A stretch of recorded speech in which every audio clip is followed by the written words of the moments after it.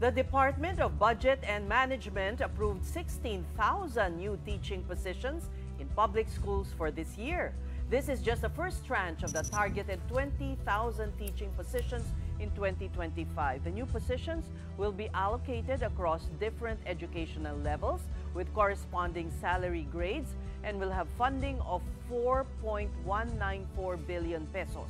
But DepEd Undersecretary Willie Cabral says based on their inventory, the country still lacks 60,000 teachers. Even with the new positions, there's still a 30,000 deficit. Senator Win Gatchalian says the government needs to act fast to fill the vacant posts and attract top graduates for them. He warns the shortage of teachers will impact students' learning. And after 5 years of complaints and poor results, the Department of Education, or DepEd, has revised the senior high school portion of the K-12 curriculum. These revisions focus on reducing the number of learning competencies and subjects, while also strengthening foundational skills and flexibility in subject choices. The senior high school curriculum now features 2 tracks, academic and technical professional. Elective subjects are now grouped into clusters, allowing students more flexibility in choosing subjects. The number of core subjects in grades 11 and 12 have also been reduced from 15 to just 5. These 5 core subjects are effective communication, life skills, general mathematics, general science, and social studies. The revised curriculum also prioritizes the development of kinder to grade 3 learners' foundational skills, including literacy, numeracy, and socio-emotional skills. Now let's try and understand what all these changes mean. And tonight, joining us is Dr. Milwida Guevara. She's the founding president of Sinergia Foundation Philippines. Dr. Guevara is also a member of the Literacy Coordinating Council. Good evening, Dr. Guevara, and welcome to The Big Story. Hi, Ses, and your colleagues. Magandang gabi sa inyong lahat. Sean and Pauline. Well, hi, Sean and Pauline, yes. Sinergia has been in the at the education forefront for over 2 decades now. Tell us what works. Why were you able to improve, literacy, for one, in the areas where you are partnering with LGUs, and how government, the national government, may adopt these methods? Kasi naniniwala kami na it takes a village to raise a child. Hindi ito makakaya lang ng DepEd. Kailangan kasama mo yung parents, kasama mo rin yung barangay, kasama mo rin lalo-lalo na ang local governments. Kasi ang problema ng bata sa edukasyon ay hindi lamang guro, hindi lamang aklat, hindi lamang paaralan, gutom, roads, security, 'di ba? Tapos pagmamahal sa mga pagmamahal ng mga magulang, bullying, yung mga maraming problema, 'di ba? Yung mga single parents, ganyan, yung loneliness, mental health, at itong kabuuan ng problemang ito, hindi kaya talaga ng DepEd. Kailangan talagang comprehensive at sistema, buong komunidad dapat ang sumama sa pagpapaaral ng mga bata. If you can so yun ginagawa, sorry. Opo, if you can name one thing na pwedeng gawin ng DepEd, kasi nakakalula yung ang sasama ng lahat ng figures. Although of course the Statistics Authority corrected their 19 million functionally illiterate Filipinos to just over 5 million, 5.18 from 19. But still, that's a big number. Anong pwedeng one thing lang? Well, of course, we reported kanina na nag-hire ng they will hire new teachers. Ang one thing lang talaga, bumalik lang tayo sa reading muna. Turuan natin ang lahat ng bata na bumasa. Wow, back to basics. Yun lang, mag-concentrate lang tayo muna sa reading. Kasi kapag nakakabasa yung bata, magagawa din niya yung mga pag-solve ng problem sa math. Ang problema kasi, hindi nakakabasa yung bata. Hindi ba ang study sinasabi, sa some 10-year-old children, isa lang ang nakakabasa ng maayos. Yung 9 sa 10, hindi nakakabasa ng maayos. So, how can we expect even high school students to be able to understand what they're reading.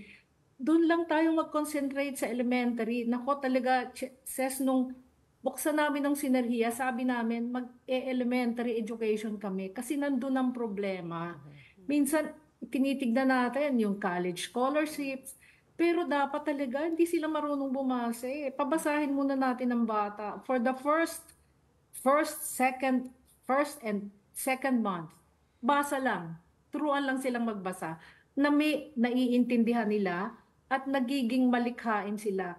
So hindi lang yung who, what, where, when. Kailangan how, why, explain. Parang ganon, di ba? Para meron din tayong critical thinking. You mean that's not done? Hindi eh, di ba? Ang sinasabi nga ng DepEd, napakadaming itinuturo sa bata.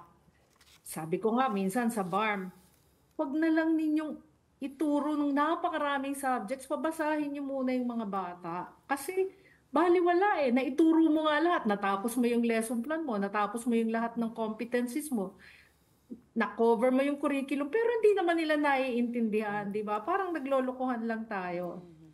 Pero how will that fit into the framework no, of tong K-12 curriculum natin na tinatabasan nila ng tinatabasan, Dr. Guevara? Ngayon, ang focus na lang daw para dun sa maliliit na bata, grades 1 to 3, ay literacy, numeracy, and socio-emotional skills. Pati dun sa older kids, from 15 subjects, binabaan na to 5. Is this a good first step or kulang pa rin? Magandang first step yon, di ba? Kaya nga lang, ang sinasabi ko, dapat kasama yung magulang. Kasi ang bata natututo rin sa magulang nila eh, di ba? Kung napapabayaan sa paaralan, yun, pagdating ng bata, television, cellphone, ginagawang yaya yung cellphone o kaya TV, kailangan may ayuda yung magulang, di ba? Tapos, kailangan din, napaka-importante, pakanin natin ng mga bata. Kung walang talagang pagkain, di magtanim tayo ng gulay, di ba? At least may kakainin ng bata na hindi siya gutom pagdating sa paaralan. Importante yun eh, di ba? So panig po kayo sa ginawang pagliit, pag-condense ng curriculum? Ay, kapuri-puri yun. Kapuri-puri talaga. Napakadaming itinuturo sa bata na hindi naman nila naiintindihan. At para sa kanila, walang kabuluhan. Kailangan ituro natin buhay eh, di ba? Dapat baguhin din natin ang sistema ng pagtuturo kasi parating nasa paaralan. Kailangan maging dapat life situation ang dapat nating ituro. Ano ba yung nakikita nila sa mga advertisement, yung mga forms ng mga TikTok. Tama. TikTok. Ano yung opinion niyo? Yun na nga yung problema eh. Kasi nga masyado tayong na-conscious na kailangan panoorin natin yung TikTok tsaka yung mga Reels. Hindi na tayo nagbabasa, di ba? I think nung bata kayo, you were reading books. At tsaka yung mga projects dapat talaga sumusulat. Ngayon, di na tayo sumusulat eh. Pa-text-text na lang tayo. Kaya normally, hindi tayo marunong magsalita. Hindi tayo marunong sumulat. Hindi tayo marunong makipag-discuss. Sabi ko nga sa mga nanay, alam niyo, wag na lang, kahit sa pagkikipag-usap ninyo sa mga bata o kaya sa mga kapitbahay ninyo, pag-usapan ninyo yung hindi chismis. Pag-usapan niyo yung mga issues. Ano ba yung tama dito? Ikaw ba isang ayon dito? Ano ba yung mga tanong mo dito na dapat nating pag-usapan? Dapat talaga baguhin natin yung ating nakagawian na parang walang kabuluhan yung mga pinag-uusapan natin at mga pinapanood natin. Okay, pero sorry, Dr. Guevara, balik ko lang ulit dun sa K-12 curriculum kasi yun po yung topic natin for now. I know you gave your thoughts about the early education and focusing on reading, pero as a whole, syempre nagkaroon tayo ng debate, K-12, from K-12 going K-10, and then ngayon K-12 na ulit, pero ni-realign nila yung tracks from 4 tracks, ngayong 2 tracks na lang for senior high school. Ano po yung opinion nyo sa initial plans na ito? Kahit na wala pang rollout, pabor ba kayo na binalik pa yung grade 11 and 12 ulit?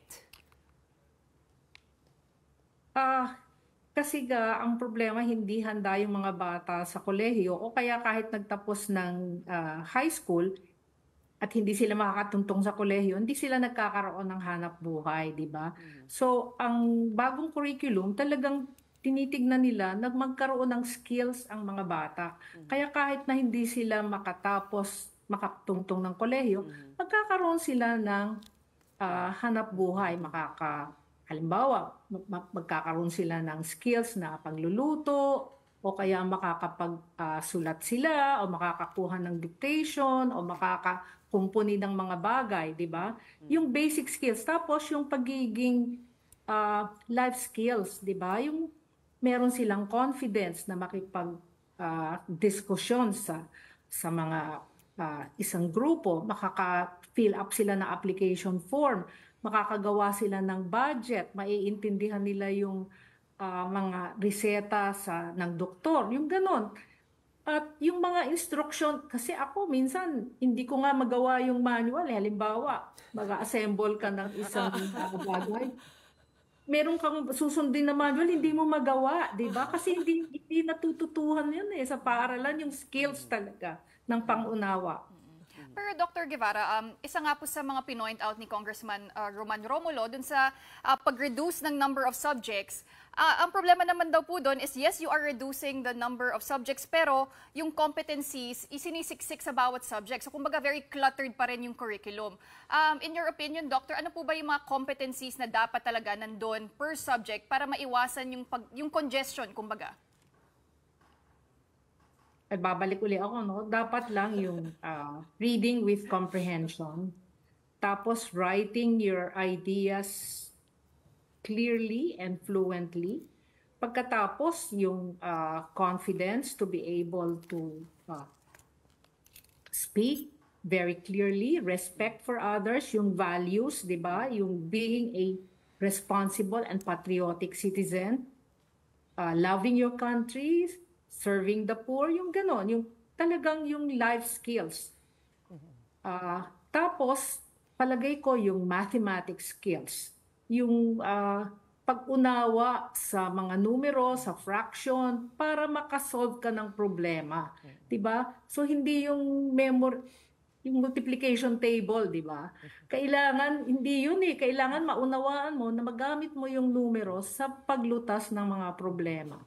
Tapos, syempre, yung science, kailangan din yun kasi kailangan, ang science naman, ang problema ng dati, yung puro memorization, di ba? Natatandaan nyo yung what are the planets, ganyan. Di ba kailangan talaga yung pag-o-observe mo, paggawa mo ng inference, pagbibigay mo ng tanong, yung proseso dapat, hindi yung facts ang importante, yung process. Palagay ko, hindi yung knowledge and facts ang importante. Ang importante yung skills. It's really skills going back to the basics. That's how far behind we are, that basics na lang muna. Hindi knowledge dapat 'di ba? Kasi yung knowledge, kung meron kang skills of research, investigation, for example, yung sa Google na lang, 'di ba? Kung wala kang skill of defining the facts that you need to know, hindi mo rin magagamit yung Google kasi kailangan doon pag type mo, ano ba yung kailangan mo, 'di ba? So you have to define the knowledge and the information that you need to know. So yun ang dapat nating ma-develop sa bata. Okay. Not memorizing the facts, but really developing skills of investigation. All right. Now let's go to the teachers, because now finally the government is setting aside funds to hire more teachers. But the problem is, are they trained? Are they capable? And Synergia has also been very successful in that regard. So ano po ang mapapayo ninyo sa DepEd na paano pipiliin at anong gagawin dito sa mga bagong guro? Alam mo, ang pinaka-mabisang pagtitrain ng mga guro, hindi PowerPoint. Ito ay talagang pagmumodelo sa mga guro na may eksperyensya na magaling. Ito yung tinatawag nating peer coaching and mentoring. Kahit nga sa business, di ba? Hindi na uso yung nagpa-PowerPoint presentation. Kailangan lang yung mga peer coaching and peer mentoring. So, nagturo ako sa grade 3. Natuto ako sa pamamagitan ng paggaya ng mabuting halimbawa ng ibang guro. Alam mo, ang daming magaling na guro eh. Kaya lang, hindi natin sila kinikilala. So, parating marami tayong consultants, di ba? Naku, kasalanan din yan minsan ng DepEd, puro consultants ang kinukuha. Ang daming magagaling na guro na nakakaalam kung ano talaga yung problema ng bata. Yun ang ginagawa pa namin ng Sinerhiya eh. Hindi kami nag-prescribe kung ano yung dapat ninyong malaman. Tinatanong muna namin, ano ba yung kakulangan? Tapos, tinatanong namin, sino ba yung magagaling na teacher? So, sige, gawin natin yung programa ng pagtuturo mula sa peers nila. So, yon, di ba? Tapos, pangalawa, kailangan yung mga sa akin, tatapos namin ng workshop sa mga teachers sa Valenzuela eh. Kasi minsan, yung least resistance, yung tinatawag nating rote teaching. So, pagtuturo ng reading, children, repeat after me, sunshine, moon, ganyan. Hindi pwede kasi kailangan independent reader ang bawat bata. At meron namang siyensya sa reading eh. Sa Amerika, ang ginagamit nila yung tinatawag na phonics. Kailangan malaman ng bata ang tunog ng bawat titik kasi yung titik A, that's the letter, no? But the sound is different. So, kailangan alam nila yung tunog ng bawat titik. They should be able to blend the different letters together. Doon mahina yung bata, blending. Putting sounds together and then comprehension and critical thinking. Yung lang 4 na yon, di ba? Tapos sa math naman, really making the children understand dimensions, size, comparing, and contrast. And then you start from, kasi karamihan ng guro, puro pisara di ba? So sa math, kagaya ng Singapore math, which is very, very basic, mag-uumpisa ka sa real objects, bato, kung wala kayong audiovisual, titignan mo yung bato, tapos yung 3 bato, idagdag mo sa 5, pabilang mo sa bata, and then you go to drawing, and then that's the only time you go to blackboard. So, napaka-basic talaga nung pagiging mabuting guro, pero hindi natin nagagawa kasi siguro galing sa university, mga theoria, pero pagpunta mo sa classroom, paano ko ba ito ituturo, di ba? So yung mga magagaling na teachers, sila yung dapat mag-mentor ng kanilang mga bagong guro. We feel like your students here, the 3 of us. Thank you so much. I know. Dr. Guevara, for your time. This is really a very complex problem and we need more, sessions with you, perhaps. Thank you so much for your time. Salamat, Ses, Sean, and Pauline. Maraming salamat, Doc. Maraming pong salamat.